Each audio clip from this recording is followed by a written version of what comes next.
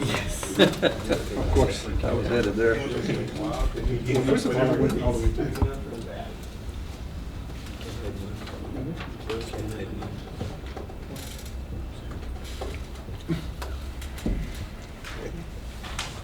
You're an expert. Yes, sir. Okay.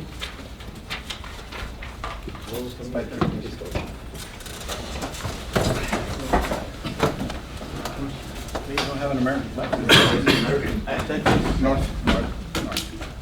Pledge Allegiance to the flag of the United States of America and to the republic for which it stands, one nation, under God, indivisible, with liberty and justice for all. Dear Father God, we thank you for the opportunity to come together today. We ask for your hand of blessing, your guidance, and direction. Give us insight to the lead with integrity so that our decisions may reflect what is right and good. We pray these things in your mighty name. Amen. Amen.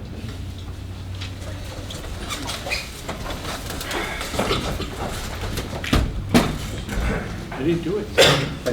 He had the lid on it.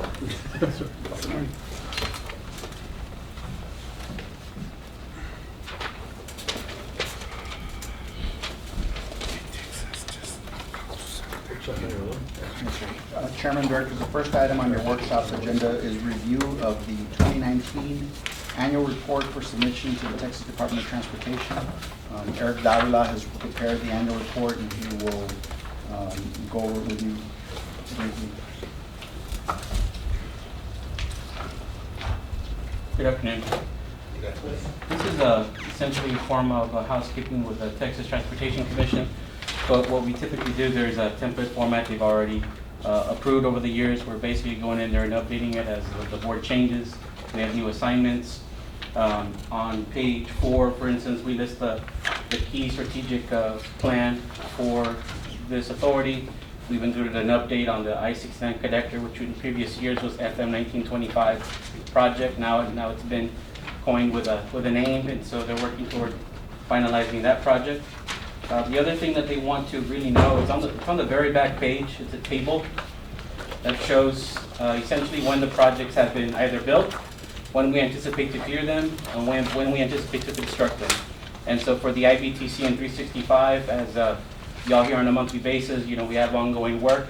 And as we update information, either on the estimates or our schedule, the latest snapshot as of this report, which is issued today, reflects all the latest information that we have. So that's essentially the annual report in a nutshell. Are there any particular questions about it? Hearing none?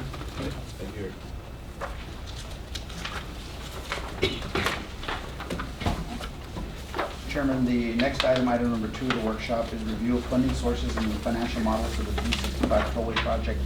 You have a handout in your packet. The summary sheet that looks like this item.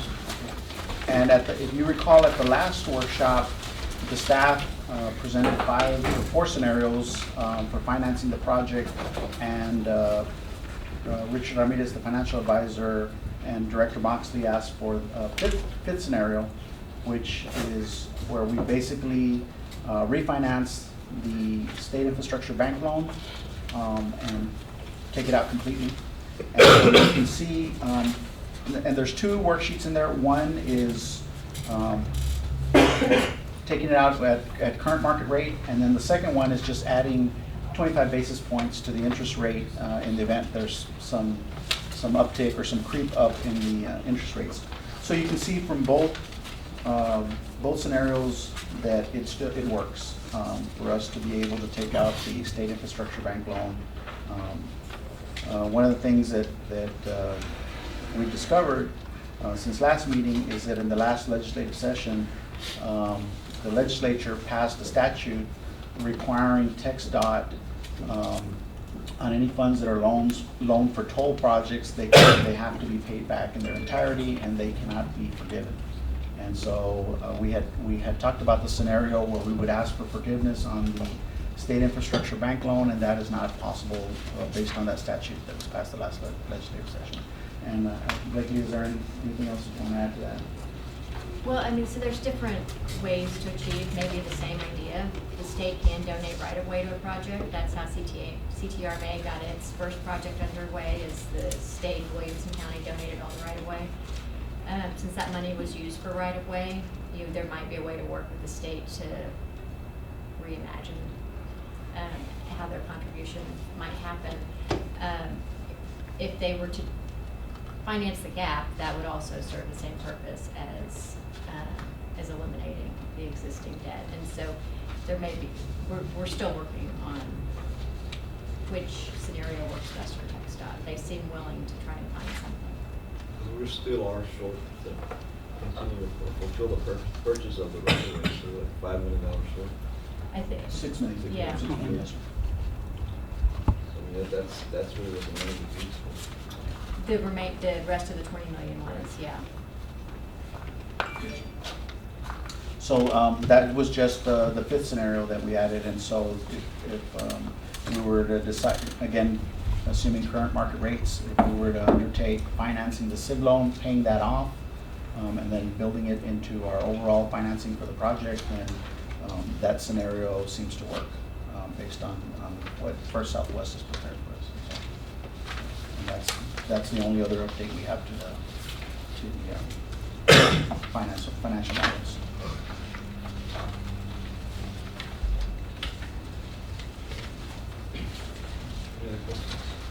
5% contingency construction? Is that Yes, sir. We have 5%. standard? Is that It's actually a little low. It's low? It's low, yeah. Typically, you utilize 10% contingency for your. why are we using 5? Because we're financing the project, and every dollar that we add is a dollar that we. What is a realistic assumption? Well, I was looking at those numbers earlier, and we have 5% contingency in the construction cost, and then we've got some engineering fees in there that we may or may not use, and so we might be able to squeeze out a little bit more contingency. But I'll kind of defer to Eric since he's. Yeah, what's a little bit more, 1%, half a point, what's a little bit more? In addition to that, gentlemen, we have the value engineering concept that will capture any savings and put that into a contingency fund for any change orders throughout the project. And in the end, we would be giving the savings and splitting the savings at 60-40 or whatever we figure out with the contractor at that time. So there is a contingency fund that would be surplus with the value engineering. It would be on the order of probably 1% additional. That would include the value engineering? No, that value engineering would be on top of that. Yeah. On top of that. Thanks. So we're running a pretty lean, even though our number has increased. Before we had 5% of 170 million. Now we have 5% of 255 million. So it's still a fairly large contingency, but on the overall project, it's a small amount. So the last time we saw 4 scenarios, this is the 5th one now. So in terms of scheduling, what would be the requirement for the board to evaluate and ultimately send on out? So actually, we're working with the local district engineer, Mr. Pete Alvarez, happens to be here today, and on the next steps so that we can. It's going to be a recommendation probably. Yes, sir. So we'll come back, but we're working with him on next steps to see, what path we're going to take next. So he's been in close coordination with us. So he's going to get us the free money from the state? I hope so. How much money we're talking about? A lot of money All you can afford. Yeah. to get this thing done because Yes, sir. we've been So there yeah, for a long we've actually been visiting with TxDOT quite a bit the last 2 or 3 weeks and exchanging information. They've asked us for some white papers on the project, so Eric has been providing those numbers to TxDOT, and we've been exchanging that information. We really need the help. Yeah. Okay. Mr. Chairman, that's all we have on. So if I would, if you don't mind, Sure. say a few words.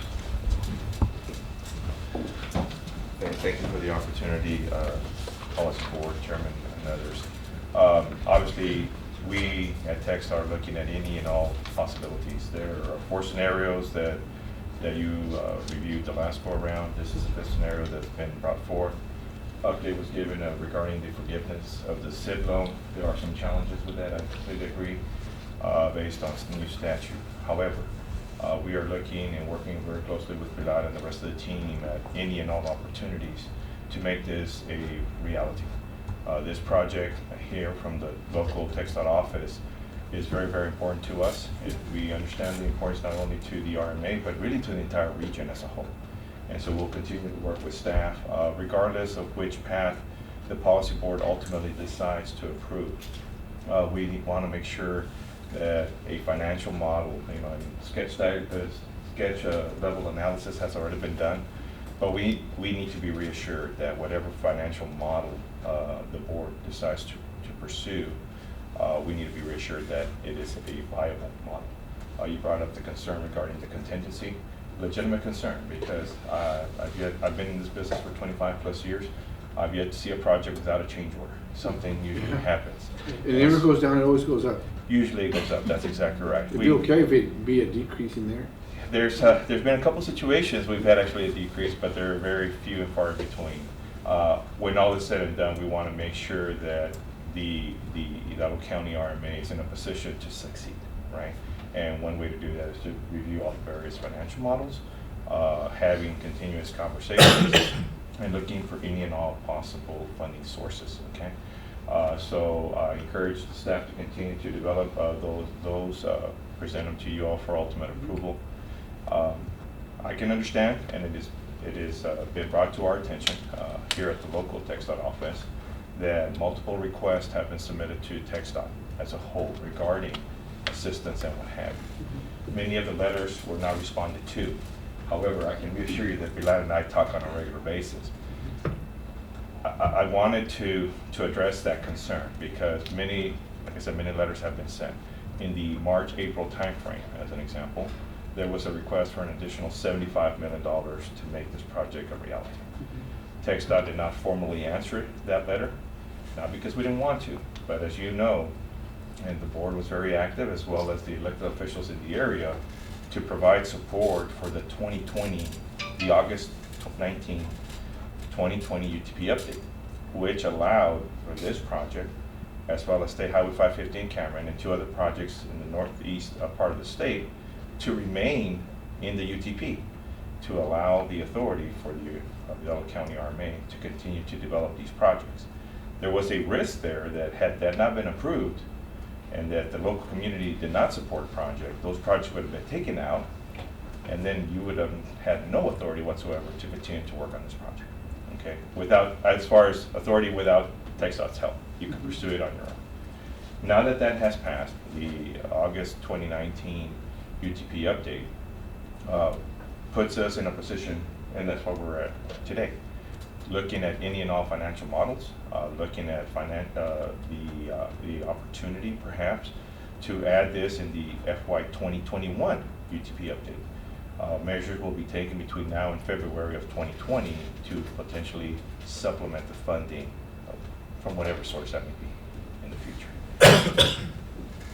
Wanted to explain why a formal response of TxDOT was not given. Had we been forced to provide a response, it would have been a negative response, and that would have closed the door. And therefore, we did not feel, at least here at the local office, that that would be the prudent thing to do. We needed to ensure that authority was still available for you to proceed with this project. So I'll pause and see if there's any question as I just. Was that position at any time, were you in a position to advise our director of your state in your position? Yes, and we've had conversations to that effect, sir. Okay. Yes. So you kept us informed at all times? That was my intent, yes. Yes, thank you. So the question on the SID loan, and we took out the SID loan, it was for right-of-way acquisition, for this project specifically. Right. We've been servicing that debt for, I guess, 2 years now? No, sir, we're going on year 5. 5 years. So the intent of making us getting that SID loan, right, with the understanding that the acquisition of the right-of-way was a project that was viable, right? So I guess I'm not really following, since there's no revenue source and we're still servicing the debt. I mean, how do y'all look on that? And so if I understand your question correctly, My point then being that if it was gonna be off the table, right, y'all gave us a loan to Pharr right away, of which we did property right, and still owe some money on the right of way acquisition. If the project was gonna come off the table, then why would we have been allowed to take out a sibling?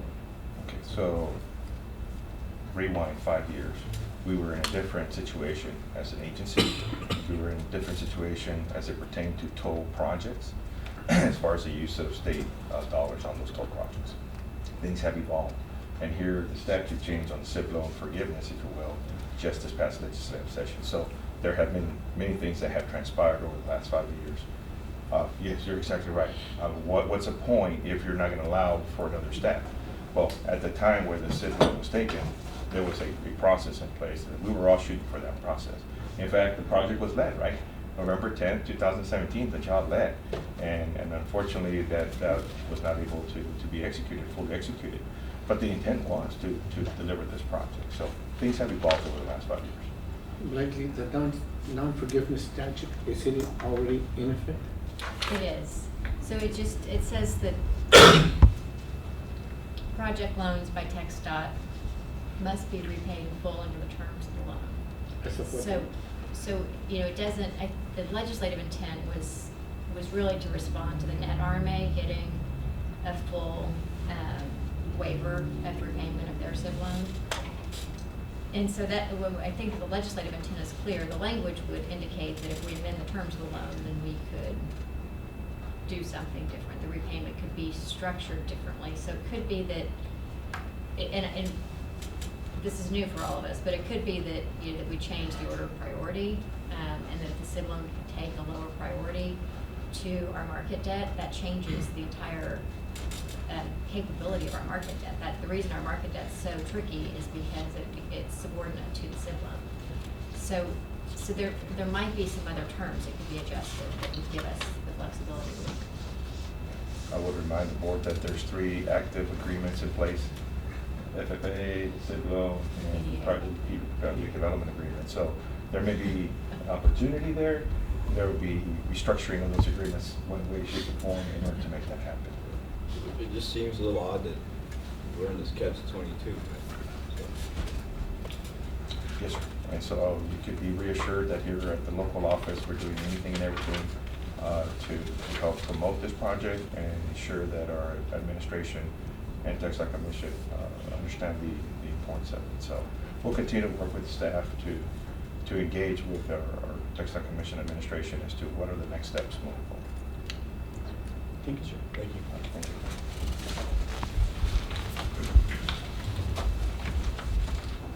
Chairman Gerges, that's all we have for your workshop.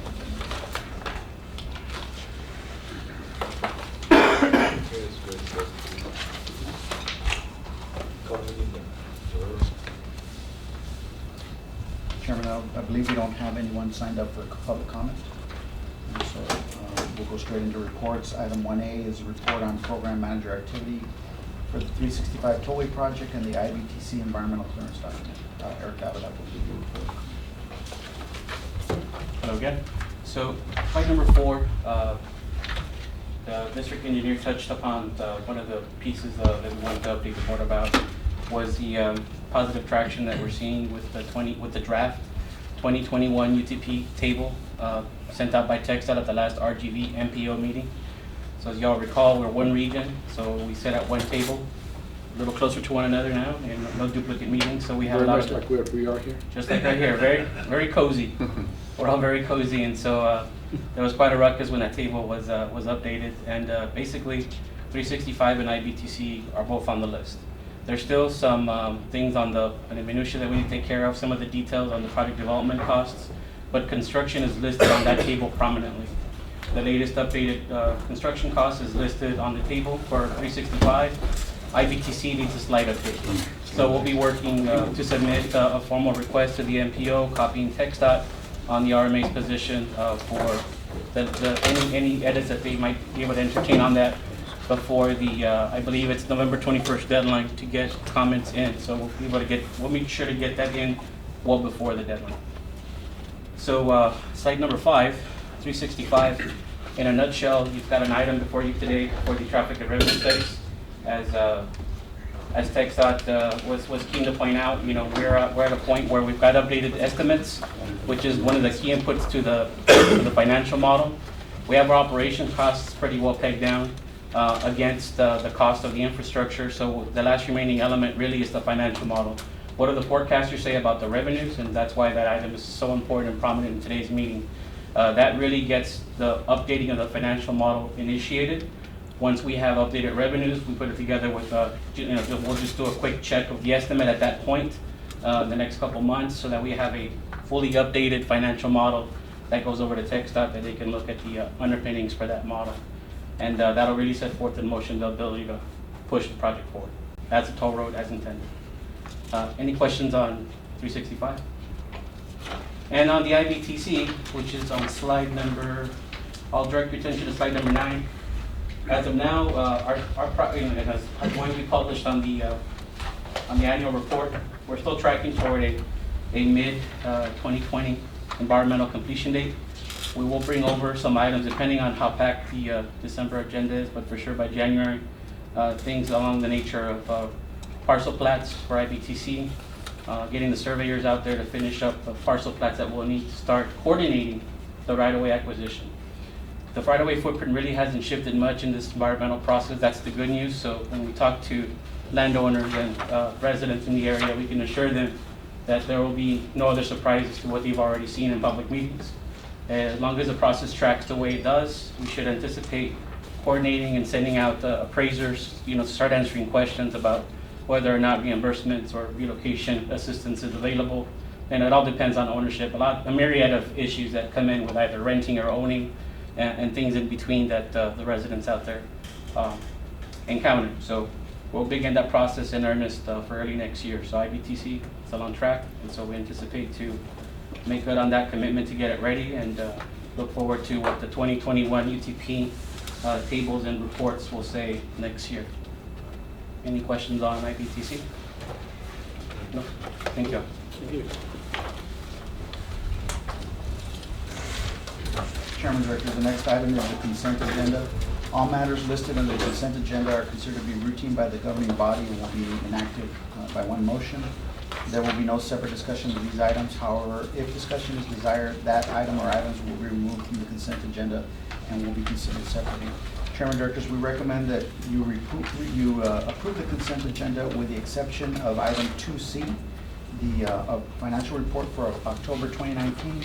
We were not able to have the financial report available this month due to a software upgrade to the accounting system that we utilize, Encode, and so we'll have the October and November at the next meeting.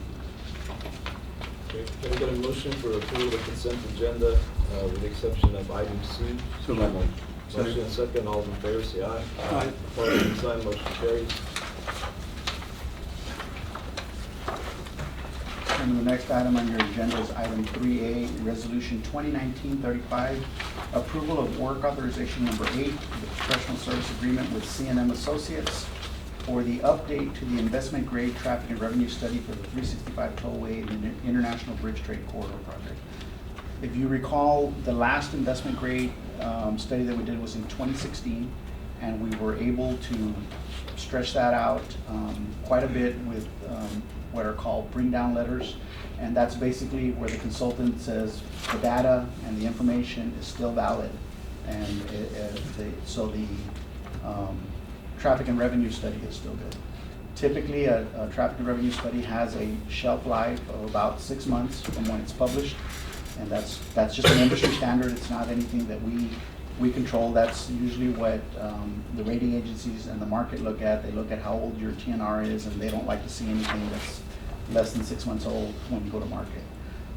What we're asking the board to do is we're asking the board to approve this work authorization. However, staff will not issue a notice to proceed until we receive assurances from our financial consultant, from the Texas Department of Transportation, that we have a viable project going forward, and then that's when we'll issue a notice to proceed for them to update it. So, and because we're very cognizant of the fact that this has a very short shelf life, so we don't want to have our consultant work on this Yeah, it's gonna be- and then it expire on us. Some same people are gonna do it, Same people are gonna do it. and how much is it gonna cost? It's gonna cost $430,177. Yes, sir. Last go around, we paid $500,000. We were able to negotiate them down. But they should have all the data already, they just need They, data. they do have a lot of the data, and we were able to utilize some of that data, but a lot of what is no longer valid is the field data out. It's not $430,000 worth. Actually, Eric, you wanna explain the breakdown with each? Just one question, is it the same guys that do that you need it every 6 months? No, they don't. No, it's a financial market. It's a financial market that they So do. Yeah. they have direct expenses of 151,000, which are essentially queuing up the trucks and finding out about origin destination. So any changes in trade patterns and the locations where these end users are gonna wanna pay for the toll. The other one is 151,000 for that? no, it's actually three separate items. The first one is essentially, field data collection, so that'll involve going out and setting up like the traffic counters, but putting up Bluetooth counters for the trucks, basically the invasive, non-invasive type of data collection. Socioeconomic data purchase, so they gotta go essentially buy databases up, the way that the value of money is changing over time. They actually have a third-party independent socioeconomic data analysis, which is a $75,000 line item alone, from a reputable international firm that does socioeconomic studies for these types of border crossing areas and for the market. And the actual intercept survey for like actually polling the truck users at the bridge is $34,600. And we have quotes for all these items. So over half their, the half their budget is usually just for sub-consultants. Who else does this? I think it's a very small. There's about 3 or 4 nationally accepted So firms. if you get a press on new entities, gonna be more money, or we have to assume it's gonna be more money, or less? I would assume. I would so. assume more because they're gonna have to build a financial model, or they're gonna have to build their TNR model. We're using the existing model that they had already built with the authorities. What we ran into when we originally procured this was that none of the other firms would do cross-border truck traffic. Right. That CNN was the only one that would go into Mexico. So- Yeah, they have a sister company in Mexico, Cali Mayor, huge firm. Yeah. So they get a lot of support from them in that avenue. What have we spent with him in CMA. aggregate? CNM, I'd have to go back and verify that, Director, but I would, I'm trying to think, we've probably done 2 investment grade studies, and we've done several sketch level studies. So I guess we've probably spent about $1.5 million today. On all projects. We talked about this, and to me, it seems, but We need it. the number, I have no way of relating, other than to know that we spent close to $500,000 with them the last time. It doesn't seem sensible that it would take them that much, the same, a similar amount of time to, things haven't changed that much, right? But They have, As- we think things are more positive now. The thing is, they have to go verify that they're out Right. because the market won't accept it at face value. My only thought, The rating, my thought is, I don't think you cut them loose until you know we can finance the project, because we don't have to pay for this again. That is our It intent. just seems like we're constantly sending CNN more money Right. for updates and So the caveat that we ask of the board is that you approve it, and subject to no notice to proceed until the board gives us formal authority to issue the notice to proceed, so that everybody's comfortable with proceeding with that. Can we negotiate some more? I mean, it seems like the Right. last time we did it, right? I mean, they were able to negotiate, and I think we should be able to negotiate this time. This time it's more of a brand new study, but yes, I mean, like Pilar mentioned, there was existing scopes under the former GEC, but they had done, for instance, one that included say Highway 68, IDTC, and 365. So in 2016, when it came time to update that particular study, it was on the heels of that larger study already, so there were some cost savings there. But the last time we've really looked at this is really 2016 when it comes to the cross-border aspect of it, the origin destination. So there isn't, I mean, you can see their direct labor cost is closer to $230,000. When you compare it to the updates they did in 2016 and those interim updates, it's close to that amount. So that's really the guidepost that I use for determining that when they do an update, it's on the order of $250,000. But when they do a full refresh and they include the origin destination and the field work, it easily doubles, and they have again, the proposals that substantiate those line items. So is this an estimate or an actual bid? This is actual. So, just to clarify, is they're the only one that can do the cross-border thing? That we know of, yes, sir. But there might be somebody else. There might be somebody else. I think it's worth exploring while you negotiate with these guys. How long is is 6 months. 6 months. 6 months from when we give them notice to proceed to deliverables is 6 months. Okay, well. And then it's only good for 6 months after that? And it's only good for 6 months. So we don't get the funding or whatever happens. Right. get So it that, again? so that's why the staff is we're very leery of cutting them loose because this is a lot Yeah, of we don't money. have an NTP until January of 2021. Right.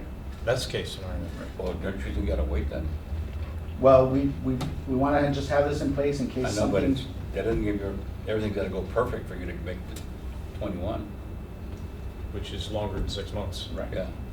Well, we're hoping, we've received some, I don't want to put Pete on the spot, but we've received some positive news that, you know, there is a possibility to get this project off dead center and moving forward, and that might be in the next 4 to 6 months. It's not a certainty yet. Are you but just trying to lock in the company and the price? We're just trying to lock them in, and if we wait longer, I'm sure, you know, gonna go they up. may go up, it may go up, it may not. So I had a question. I agree with everything being said here. I read part 4 here, and it talks about December 31, 2020 is the end of contract. It's when it starts till then. Right.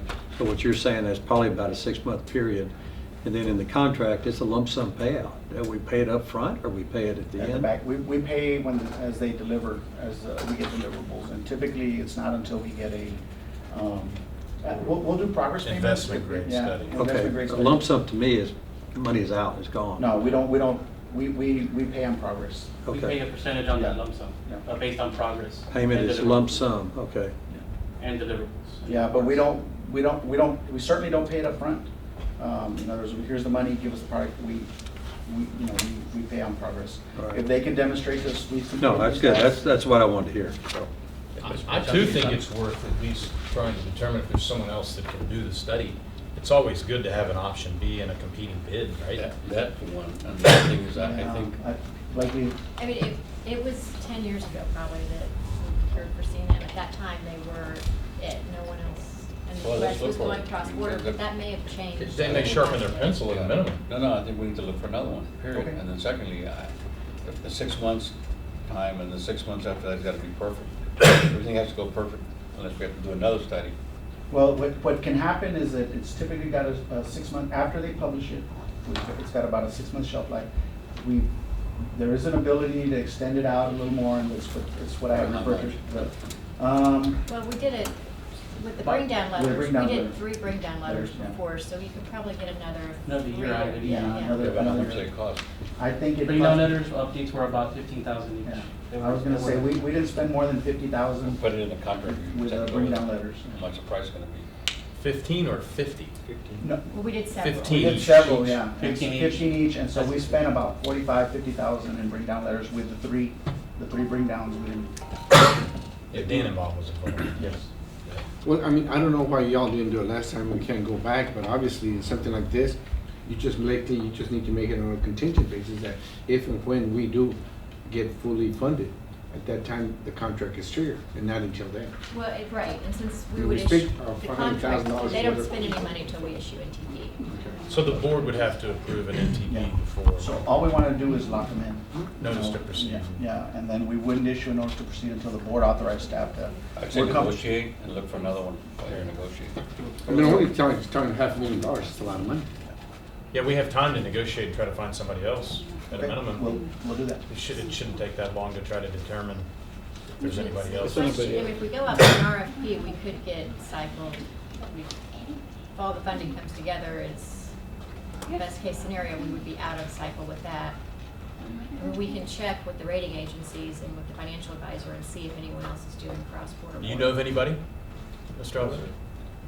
In fact, they're They on. can't be the only person Well, they're that also has on the state- cross-border. Yeah, they're on contract with Texas. For clarification, they're on a statewide contract with them already. Right, but I think the consensus is they can't be the only cross-border authorized firm that does business in Mexico and in Texas. I know they do business in California and San Diego And Toll so, Authority and for all instance, that. some of the reviewers that have looked at it are Jacobs out of New York. So they're a known quantity to the market. but when it came to them reporting, looking at the report, they came up with the same numbers in the text art reviews. It's worth exploring. We'll take a look I at think it. that's the, The only thing I can add to that, Director, is in the 7 years I've been here, we have not had anybody else come knock on the door and say, we can provide this service. no, that's to you." fine. He's just asking for Yeah, another but we're opinion. small. Yeah, because it's a very No money. small. Yeah. That's the reason. But we'll go knock on some doors and see if anybody has the ability to provide this type of service. Probably can bring it next month or next week. Yes, sir. Well, we can have an answer by next month. I guess for me, right, the frustration is we already spent $1.5 million. We anticipated process of, we're gonna build it, right? And it's been delayed, right? And that those delays aren't on us, right? Right. And that's the frustration I have, is throwing $1.5 million away to a company that's just giving us, and quite honestly, the report, I mean, I think we can prepare.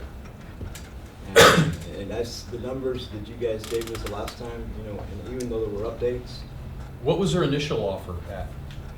If we're at 430 now, We're at 430. and we don't need to drag this out, we can talk about Sure, this it later. was- but it was easily We'll five. follow up, I'll Yeah. follow up. It was about 100,000 more than. Should we table this or what? You can take no action. You can take no action. Take no action. Take no action. I second that, yeah. No If action, that's his second, all in motion. favor, say aye. Aye. Opposed, say no. Motion carries. Item 3B. Well, you don't need any action on 3B because that's the counterpart to item 3A. They already wanted more money.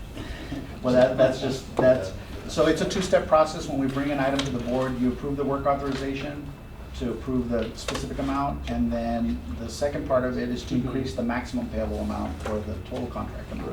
And so that's typically the way that so there's no action on 3A, no action on 3B, and with the new information we have on that the tech stack can no longer forgive loans, then there's no action on 3C either required. And so that's everything, Chairman, on the regular business. Okay. I'd like to make a motion to go into executive session. Would that be for item 6A? Item 6A. So moved. Motion and a second. All in favor, say aye. Aye. Opposed, same sign. What are we gonna do? Are we gonna stay here? Can we go in the bathroom? And there-